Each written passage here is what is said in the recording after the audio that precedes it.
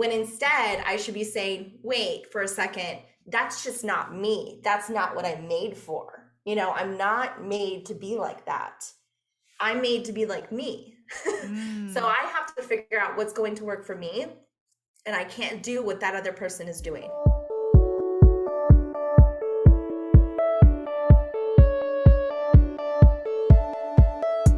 So you want to make an impact. You're thinking about starting a business, sharing your voice. How do women do it that handle motherhood, family, and still chase after those dreams? Well, listen each week as we dive into the stories of women who know. This is Call Me CEO. One of my favorite ways to reset my mind and my body through the winter months is to create little staycations or places for me to go either with my girlfriends or my family for a little time away. And here in Utah, the winters can be very long. That's why I love going to Station Park, because it offers a strong sense of community with little weekend events, or you can even stay at the Hyatt Place Station Park, which is very close to Salt Lake City, and enjoy the shops, restaurants, and even a spa just steps away at a Lace Medical Spa or Massage Envy, which I love both very, very much. If you're feeling like you need a reset or you want to set some goals for yourself, plan a solo CEO vacation where you can reset your mind, even just take 24 hours alone and reconnect with yourself, slow down, and create some memories. It's great for family, it's great for individuals, or even a weekend away with your girlfriends.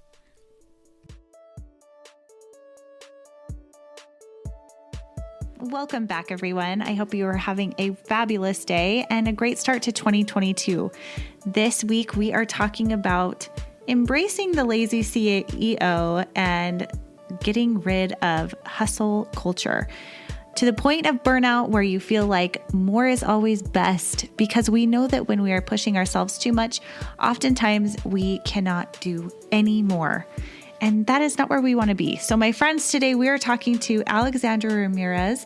She's going to be speaking to us specifically about the ad changes that are happening in Facebook specifically, and how you can launch and create successful ads and also create space and time for you to grow and sustain your business. Let's get started.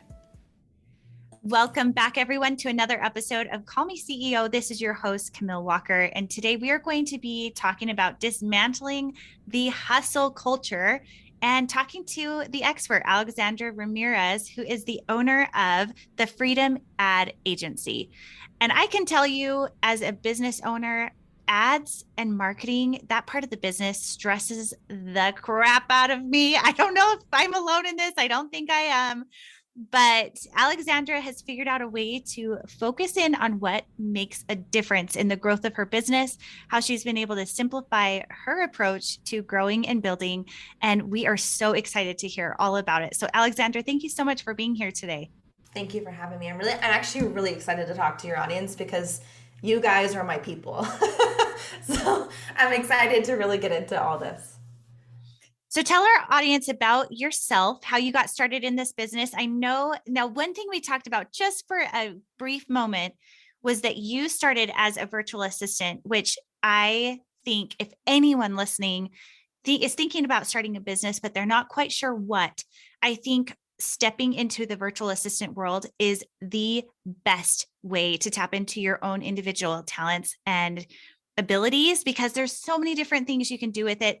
That's why I have a virtual assistant course, VA, 60 days to VA.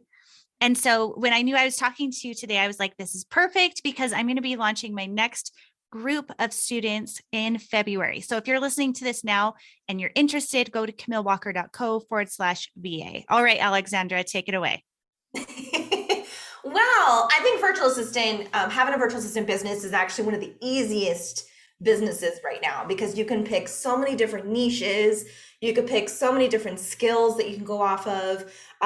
You can have a super high price point. You can have a low price point. There's so many different ways that you could be a virtual assistant. But how I started was really funny. So my mom was a computer programmer for many, many years. Like when internet first started coming out, she became a computer programmer, and she started working with coaches. she started, and she was doing a lot of website stuff, some MailChimp, email marketing type of stuff. And she was eventually saying, and my husband was getting out of the Air Force because it was a medical retirement, and that's a whole nother story. But basically, with that being said, I needed to find financial income to be coming into our lives to be able to, because I was pregnant with my daughter and I have a son. And so I needed to figure out an easy type of financial income for us to bring in that would be, again, easy. So a virtual assistant was kind of like the first thing that kind of popped up because my mom kind of just told me, hey, start doing this. And I kind of started on Fiverr. And actually, it was back in the days when Fiverr, you had to have a $5 gig. Nowadays, you don't. But I had 1 hour for $5. I know, worst pricing for myself. Don't ever do that. But that's how I kind of just like started that little area. Then I moved into, there was a platform called Periscope, if anybody knows about that back in the day. I started off of there too, where I started getting first couple of clients of coaching clients, and they were amazing. I loved working with them. And obviously when you get to the coaching world, it's just easier to get the next job, the next job, the next job. And as a virtual assistant, if you're good at what you do, your clients are going to get you more clients. Like that's just the way it is. People are always searching for a virtual assistant or OBM or whatever you want to call it. They're always doing that. So that's how I kind of started the virtual assistant world.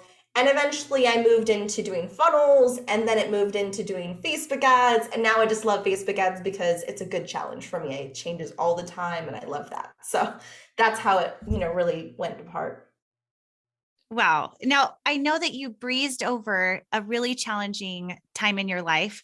I know that your husband had some medical difficulties, and this is a time where I feel like a lot of us are going through transitions right now with the pandemic and everything else. Could you talk to us a little bit about where you were in that moment when you decided to dive in and start your own business, what you felt like? I mean, I don't want to gloss over that because I feel like it's such a powerful step that you made in taking the reins and making it happen.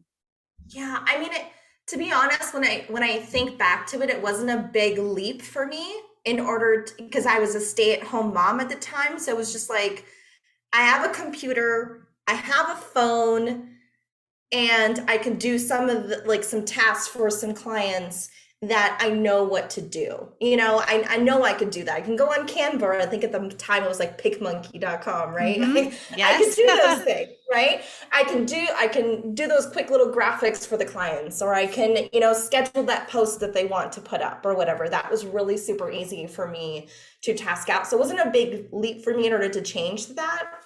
I would say the big leap, quote unquote, would have been when I decided to really niche my virtual assistant business. That was the big leap because it went from, I have all these clients that tell me that I need to do this task, doesn't matter. And I had to do every single one of those tasks, and moved over to a niche where I knew exactly the tasks that I needed to do for every single client. And so I would do like launches for clients. That was my big like niche, is I would used to work with like high ticket coaches who had high ticket courses that they would sell, and they would do launches for those, and I would help set up their sales page. I would help them launch it with like posts, all those types of things. I would definitely help my clients with those things, and that was my big leap. But yeah, I mean, that's a long story as far as my husband's stuff is concerned. But, I just I feel like in that moment that I had to do something, or else he was going to work again, or like I would have to work at like Walmart, or I don't know, somehow a job of some kind, because I've been out of the job industry for so long at that point, so that was difficult for me. But other than that, it was just like, I have to. Yeah. I love that your statement of getting started where you were was you used what you had and you used skills that you were familiar with. It wasn't scary. And I think that a lot of times it's just starting with what you know and then really finding out what that thing is that you want to dive into. And so for you, that was Facebook ads and Instagram ads, and you started your agency. So tell us about that. And then once we do, we're going to talk to you all about how video is changing the ad industry, as well as iOS 14 on Facebook, which is a bear, in my opinion. So, how did you decide to start the ad agency? And do you have a team that works with you that helps you to do your work? Yeah, of course. That's a lot. So if I need you to ask any of those Yep. questions again, I just please do. unloaded it. So let's go. That Yes. was a lot. So when it came to me starting my agency is I actually didn't want to start it because I actually started a done for you funnel agency, gosh, 2018, 2019, something along those lines. And I did not like it. I didn't like creating all these funnels for clients. It just was a bear, and it was hard to get all these team members to be able to know how to create all of these different things. And so it was really difficult for me to do. So I let go of that like niche business, and instead I went to consulting. And I would consult clients with their funnels. I would consult clients with their Facebook ads, and that's really when I started to, figure out and experience Facebook ads and Instagram ads, and really just starting to understand the algorithm, understanding the marketing, because everybody tends to think when it comes to Facebook ads, they tend to think of the technology behind it, right? When we look at the ads manager, we're getting really feeling like it's complicated. Oh my gosh, there's so many buttons, so many things that I could be looking at. What do I need to do? Blah, blah, blah. Just calm yourself down for a second. And it's not a technology thing that people struggle with in terms of Facebook ads. It's the marketing behind the Facebook ads that many people struggle with. So although people might think that the iOS 14 is what's messing them up, it's not.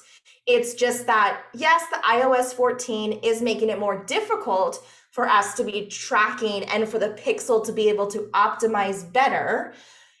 You just have to figure out a way to work around that technology error, I guess is what you can call it, and be able to figure out how can I reach my potential lead in a way that's going to get them to become an actual lead and then become a client.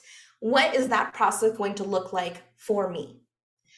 So, and that's the tough thing about some people. It's like, we think only about the technology of it rather than thinking of the marketing side of it. So we're going to dig deep into this because I feel like with my first launch of my course last year, I kept using a wrong keyword because I would say make money working from home. And if you use the words work from home, it's tagged as spam because if it's my understanding, you're the expert, but if Facebook believes that you are promoting an MLM, it's considered spam, which of course I was not. I was promoting my virtual assistant course. MLM or get rich quick scheme. Yes, or get rich quick. So yeah, it's under the same error. Yes. Or the same like rejection thing that you get.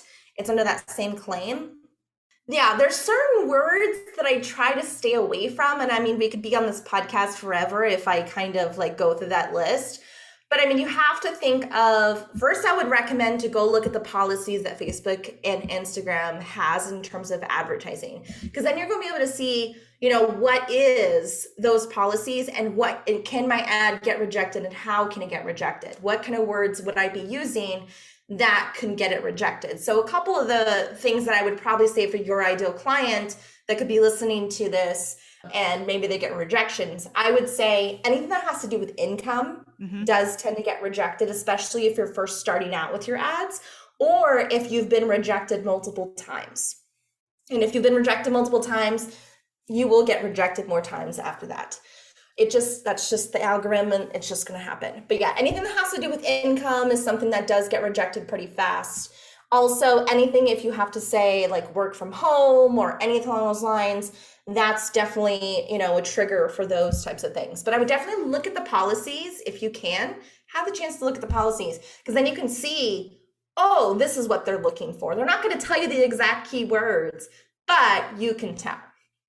Now, I've seen a lot of people now using vertical video for ads, kind of more of that short, under 10-second or 15-second Instagram video. story one. Or even, I mean, on Facebook or Pinterest and Instagram, everyone's starting to use a vertical video for using ads. Do you think that is the most effective at this point, or what has been your experience? It's hard to say, because I feel like with every single one of my clients, something is different. Mm-hmm.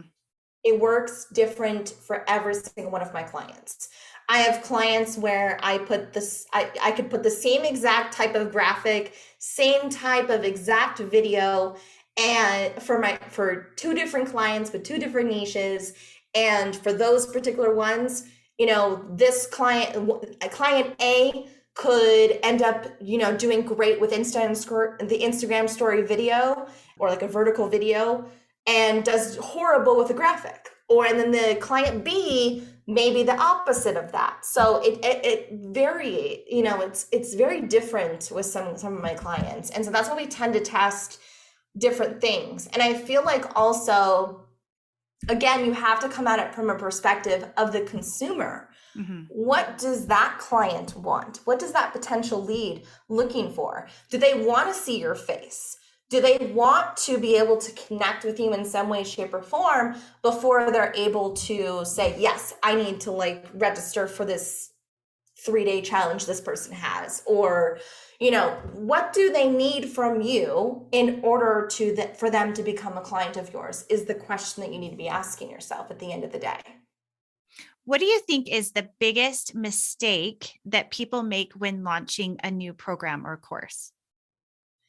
Oh, that's a good question. There's a lot. Give it to us. There's definitely a lot. And I think it's giving up is the number one thing. The number one thing is giving up on the offer, and giving up on your ultimate goal. If your ultimate goal is to start making passive income off of a course, and let's say your first launch flops, let's say you put $2,000 into Facebook ads and you got $0 out of it, right? Oh my gosh, I'm horrible. I'm this worst person. This course is over. I'm done. I give up. Whatever, right? And instead of going, okay, what could I have done better on this? Okay, let me look at the stats really quick. How many people joined the Facebook group for the launch that I had, the challenge that I had? How many people moved over? Were my ads? What were my stats on my ads? How many people actually opted into it?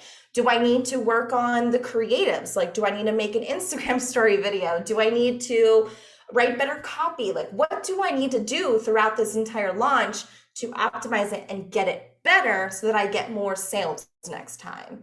But yeah, I think giving up is the ultimate mistake that people make when it comes to launching, especially with Facebook ads.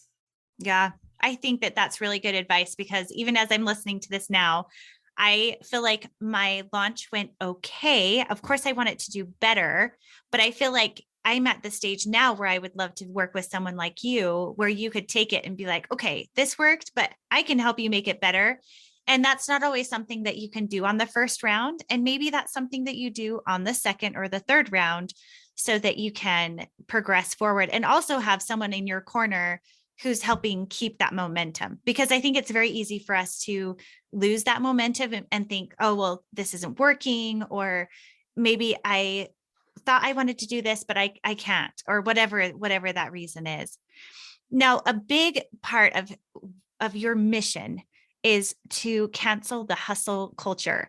And I love that so much, because I feel like if the pandemic has taught us anything, it is that we are limited in our capacity as far as what we should be taking on as a human, as a mother, as a wife, as a sister, an aunt, whatever it is. I think that there's always going to be more to do, especially as a business owner. So talk to me about how you've created this cancel culture on the hustle. Yeah, I mean, I don't like to call it full on canceling hustle because I know that there's people, especially in the coaching space or even the virtual assistant space, that love working, that love, being able to, you know, be in their passion, right? They love doing that. And I'm not gonna, if you're that type of person, I'm not gonna knock you down for that. You do you, you're great at it, keep up your work.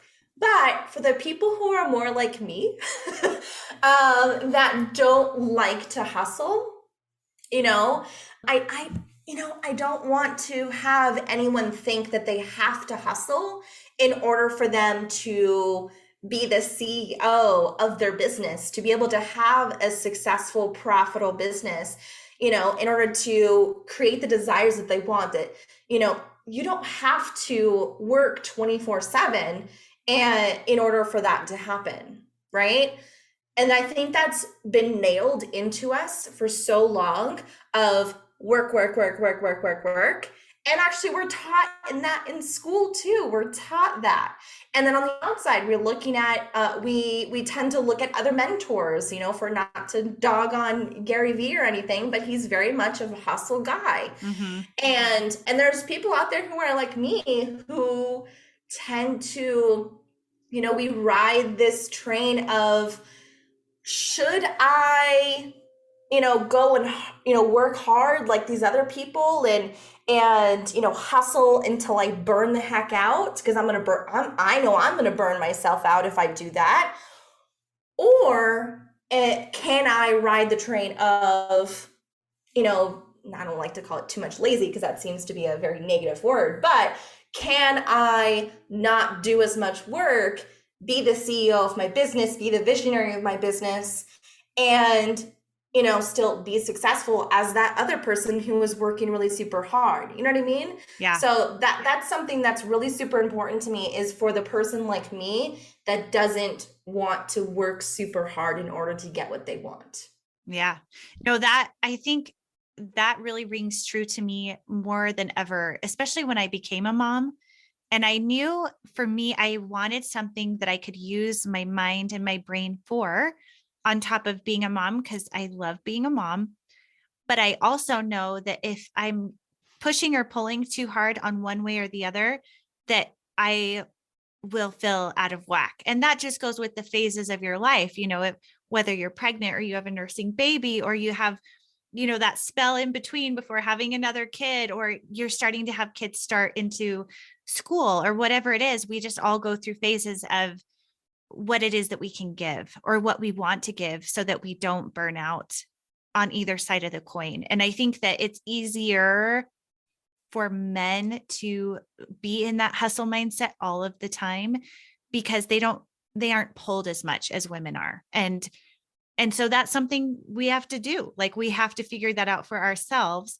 What is that balance for me? Yeah. And you can't, and maybe we're going to go into this, but like literally I just took off all my social media platforms off of my phone for that very reason of, I know myself that I get triggered really fast by looking at the hustle types of people, right? I look at those people and I say, oh my gosh, I'm lazy because I'm not like that. When instead I should be saying, wait for a second, that's just not me. That's not what I'm made for. I'm not made to be like that. I'm made to be like me. So I have to figure out what's going to work for me. And I can't do what that other person is doing. It's going to burn me out. That's really powerful. I think that is something that as a culture, especially for our kids, they are holding up mirrors through these phones and thinking that whatever they see on the screen is a reflection of them or what they should be. And that is so toxic.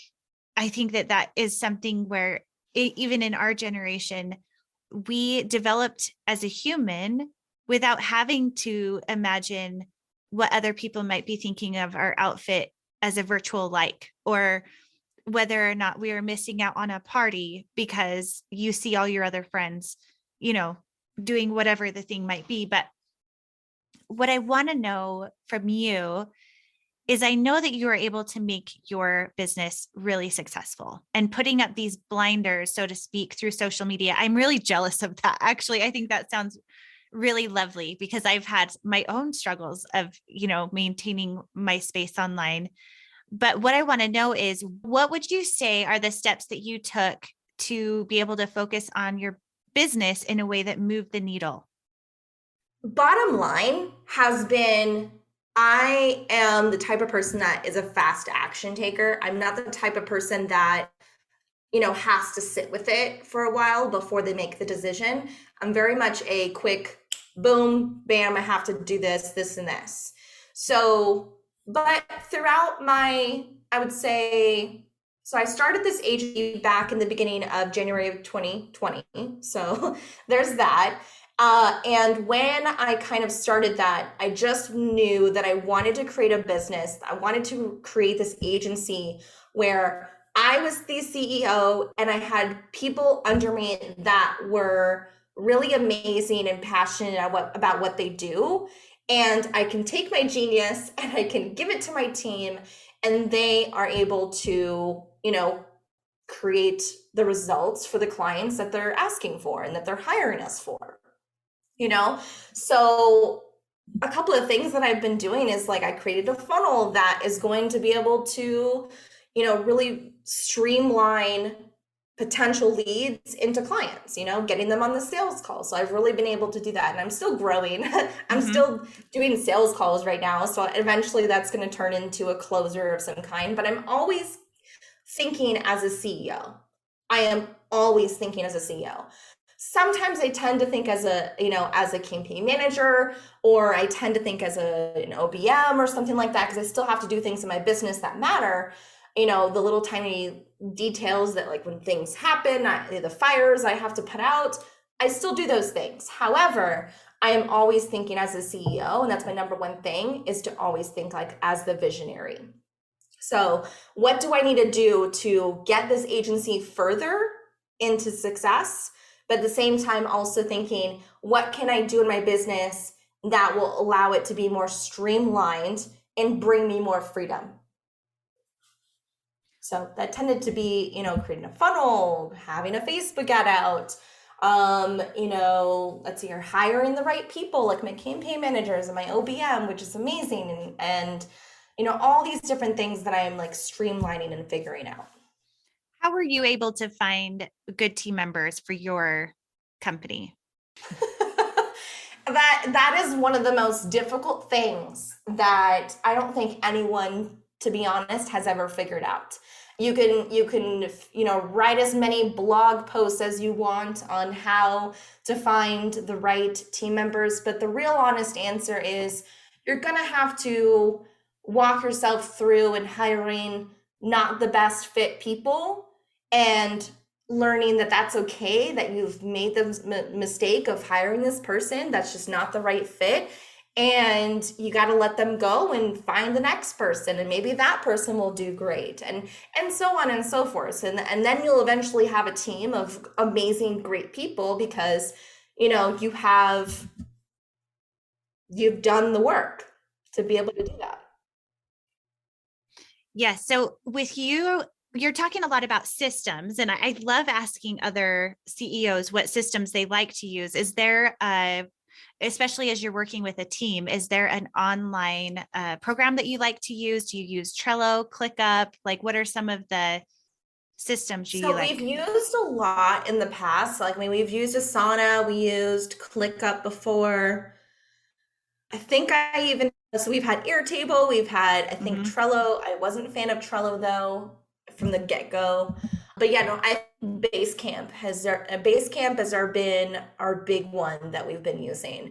And I think it's just because how it's organized. It's not more than anything than that. ClickUp for myself, it's a little bit too clean. And I don't like that. I like being able to create certain things and be able to customize it in a certain way.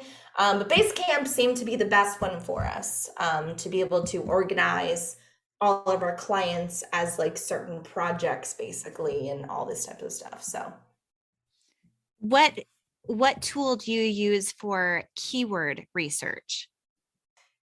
I don't do keywords research. Not for your Facebook ads? How do you use keywords? No. Okay. Well, Keywords. what? Okay. You are On blowing my Facebook? mind right now, because when I recreated my Facebook ad this last go around last year, I had to do like keyword research and then find what like you can Do you look mean up. like interests? Maybe maybe that's what it was interchangeably. I think it was keywords. Maybe it's interests. I think it could be interests. Okay. So talk to me about, if we were to put together an ad right now, what are the steps that you take with a questionnaire, I guess? Because I know you want to do it like geographically, you want to get the interest. And then also there's a part where you can look up other people who you may want to attract, who you find yourself similar to, that you want to attract their people to. Like, what are the top steps that people should go through when they're putting something together? To be honest with you guys, I would recommend to go, if you want to like start with Facebook ads, maybe go buy my $27 Facebook ads course, because it does tend to go through all the different interests, because I can go on and on about interests all day long, and like the demographics, how to go through that. But at the end of the day, so I have like a secret strategy that I can walk you guys through on how I do interest in terms of Facebook ads. I actually have a YouTube video on it, but basically what you do is that I want you to, you can even do this right now, guys. So take out a notebook, piece of paper, whatever, pen, pencil, everything, right? First thing I want you to do is I want you to write out all of the, let's say, let's start with public figures that your ideal client would like. Just name as many as you can. I don't even care who they are, name them. And try to get a little niche there too if you can. So for example, for Camille, it could be Marie Forleo, for example, and Amy Porterfield, and stuff like that. If you're a spiritual entrepreneur, you might go for Esther Hicks or the Hay House, stuff like that. If you are a fitness, let's say you're a fitness instructor, you might put up, like Jillian, is that her name? Jillian something? Jillian Michaels. Something like that. Okay, so public figures, that's like your first one. Your second one, I want you to start putting in ones for, gosh, I've changed it. Let's do companies for the second one. So that would look like, for example, for Camille, that could be Infusionsoft. It could be ClickFunnels. It could be MailChimp. What are different software / companies that your ideal client would be interested in? Okay. And you can do this for different categories, just like thinking of different categories that your ideal client could be interested in. So like I can go into like books, for example, stuff like that. And that could be like the third category or whatever, right? You just want to like start putting all those interests in. So now when you go back in the ads manager, when you're creating your ad, and you go to what's called the ad set, that's where you're going to put in your interests for the audience. That's where you're going to put all your demographics in. So the age bracket, you can put in gender, you can put in different countries if you wanted. And by the way, the normally ones that I pick are United States, Canada, Australia, and if I can, even though they're really picky these days, is United Kingdom. They're really difficult though, because of all the policies that they've been putting in recently, especially with Facebook. So, but when you do that, what you're going to do is for the first category of interest that you put in, you put that as the initial ones. Put those all in, as many as you can find, put those in. Then there's a little button that says narrow audience. You're going to click on that, and that's where you're going to put the second category or the third category, whatever you want to put in. So you put the second category in. If you have a third category, you click narrow audience again, and then you do the same thing for the third category. And this is like layering your audiences to figure out the algorithm a lot faster. So now, and also to be honest with you guys, nowadays people are actually tending to do a general audience. So what that looks like is instead of layering it like I just talked about, which might get you to like 2 to 3 million, maybe maximum like 5 million. If you were thinking, like if you want the algorithm to figure it out itself, you can do a general type of audience. And what that would look like is, for example, people who are interested in um, entrepreneurship. That's going to get at least, I think it's like 15 mil or 20 mil, I think at the top of my head or something along those lines. And that way you can allow Facebook to figure out the algorithm for you. Because then it will, and it really depends on what your end goal is. Like if you had a high ticket program, I might recommend the layered audience instead of the general audience. If you have a course like yours, for example, Camille, I would recommend more of a general audience, like entrepreneurship, for example, just because then you're going to have a wider range of people that are probably going to be interested in it. And then Facebook can like literally figure out the algorithm for you.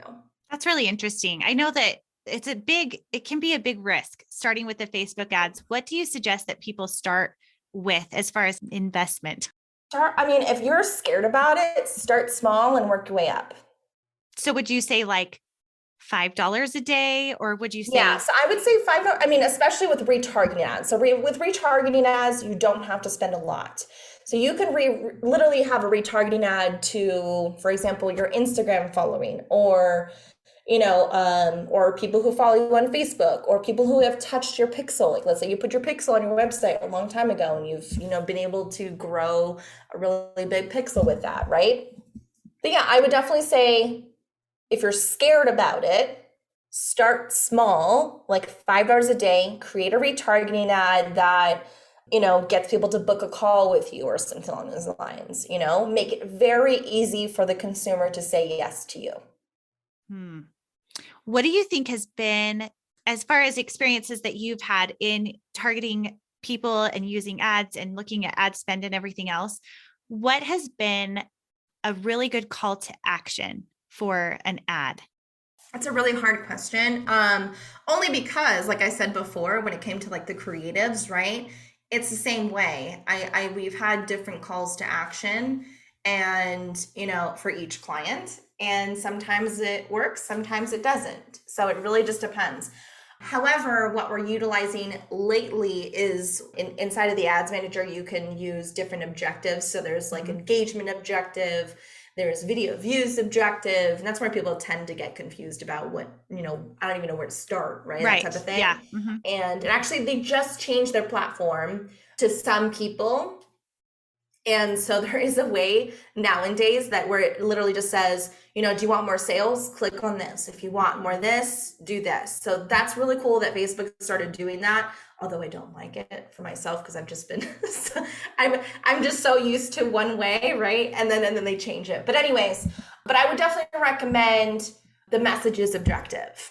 It's been doing really super well for a good amount of our clients to do the messages objective. And basically what happens is, instead of the consumer clicking onto the ad and taking them off the platform to your opt-in or whatever you might have, instead you get them to message you on Instagram or Facebook. And it's super easy. Yes.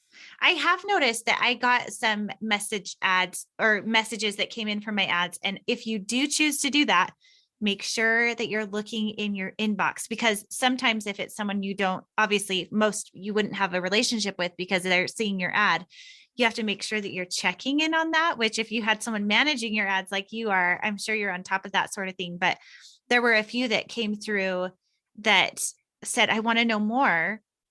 Tell me more. And it becomes so personal instead of it being like, buy from me, learn from me, whatever. Yeah. It's like all of a sudden this person is in an inbox with you and it becomes a one-on-one conversation. And in my opinion, the best sells take place one-on-one in a chat. And that goes for DM and Instagram. That goes for Facebook Messenger. It just makes it very human, a very human experience, where I agree. I think that approach can be so powerful because it takes it from this very plastic feeling or like a billboard where, oh, you see it, but you're not going to engage, to something where, oh, this is a person and they're talking to me. And I feel like that changes everything. Yeah. I mean, it comes down to like, back in the, they still do it now, and like a real estate agent sends you a piece of mail and they actually wrote it versus just a piece of mail that has a brochure about a new house inside of there, right? Those are two completely different experiences that you're creating for the consumer. Which one is that person going to lean towards? Probably the one that's more personalized and has their name on it, like as the signature, really just personal like that. And I think we're also just getting to that time and age where not evergreen is leaving, but the evergreen bro marketing strategy is leaving, which is like the evergreen webinar that tends to say like you're in the right place if, and all the, with the countdowns and the deadline funnel and all these different things. Like I think that's like leaving out the door right now, and we're bringing more personalization into it. So talk to me just a little bit about that, where that funnel system, which in my opinion is kind of like that Russell Brunson ClickFunnels.com secrets, that kind of approach. How are you retargeting those ads so that it is a more personal? I mean, I would imagine it's through this personal messenger approach, but how do you walk them through that process without burning yourself out? Are you using message bots to help manage that? I'm not to a place where like I have so much volume that I need to worry about that yet. But is that something where that's what you're utilizing, is like messenger bots to help them walk through that process of that funnel, but it's through a messenger? Yeah, so we're definitely using chatbots to start the conversation. We have clients who allow the chatbot to do most of the work. And then we have other clients who just want the chatbot to kind of like start the conversation. So it really depends. I would say, to be honest, though, the ones who tend to, create that personalization and just allow the chatbot to start the conversation, those are the ones that tend to do better versus the ones that like allow just the chatbot to do all the work. Because again, when you do that, when you add that personalization, that creates more connection with the consumer. And obviously that, that rule of, somebody needs to see, your stuff 78 times before they're, become a client, right? I think it narrows that down, that time frame down, from 7 to 8 to now, like 3 to 5, or even 1, time, depending on who it is. Are those chatbot services within Facebook, or is that a secondary? It's a secondary. Okay, I thought so. So what, and I know there's more than one. So what would you say? We use ManyChat just because I've used ManyChat for so long that it just became a thing. And I think also with ManyChat, they are so interconnected, I feel like, with Facebook and and actually now Instagram too, that they abide by every single policy that those platforms have. Whereas some other chat type of platforms, they're a little sketch. So I tend to not lean towards those ones, but I do like ManyChat just because of the fact that they follow the policies that Facebook and Instagram have. Okay, this is so interesting. And I love this conversation. I know we didn't get to all of it.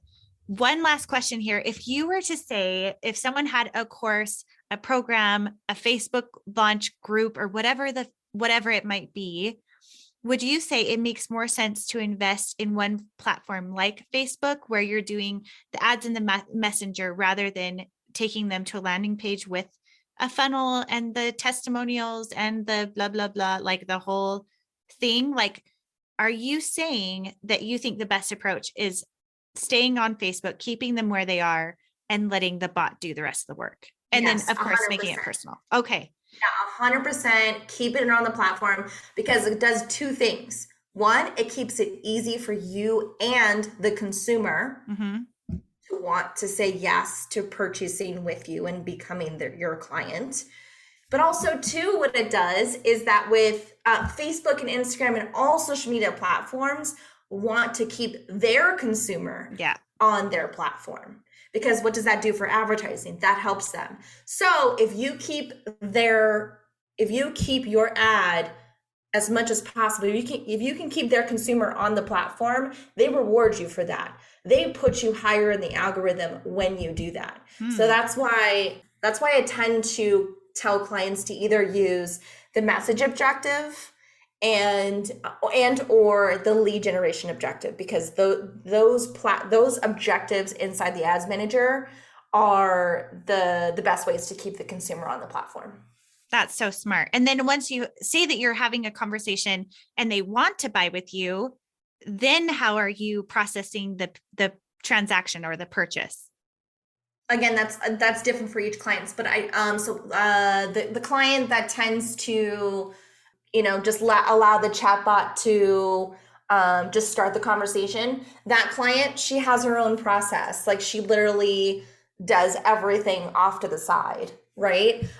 We have nothing to do with that side of her business, which is actually, I love that, to be honest. But no, so she literally just focuses on messaging them, getting them to schedule a call with her. And then her team deals with that. That's all her team.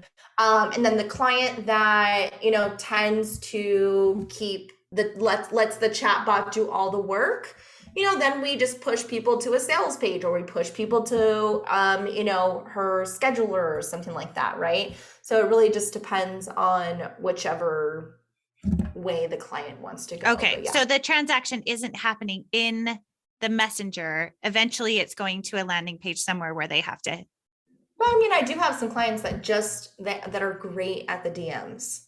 They're amazing at the DMs, and they could literally just DM the heck out of this person, and then the client says, yes, send me the invoice, and then they send the invoice and it works out. Yeah. But you have to be really good at the DMs in order to be able to do that. Yeah. But we do have some clients that are like that. So well, this has been so fascinating. I appreciate you taking the time, and it sounded like you had resources available for both, if you're starting out and you want to do a DIY, or if people want to reach out to you directly. Can you give us that information so that we can let them know? Yeah, so I have a lot of resources that you guys can definitely get into it. So first off, if you want to just kind of do it yourself, you want to just try it out, you want to do that $5 a day type of thing, I would recommend to go to my YouTube channel, just look up Alexandra Ramirez, and then Facebook ads or something like that, and then you'll be able to find it all. I have tons of resources on there. I tend to do a lot more videos starting next year, now that I have no social media platforms on my phone at least. And then I would also probably recommend my $27 Facebook ads course. I'm constantly updating that because I think it's a valuable resource for every single person. And it's super cheap. $27 just for you to learn Facebook ads. That's a steal. And then if you just want to let go of it, then hire my agency. And you can just go to thefreedomadagency.com. And then you'll be able to apply to schedule a call with me, or maybe at the time a closer, hopefully. All right. Well, thank you so much. This has been super helpful. And if you've enjoyed this episode, please leave a review here on wherever you're listening to this podcast. Share with a friend. We all want to start 2022 with momentum without burnout. So I hope that you've learned that today. Alexandra, thank you so much for your time. Thank you for having me.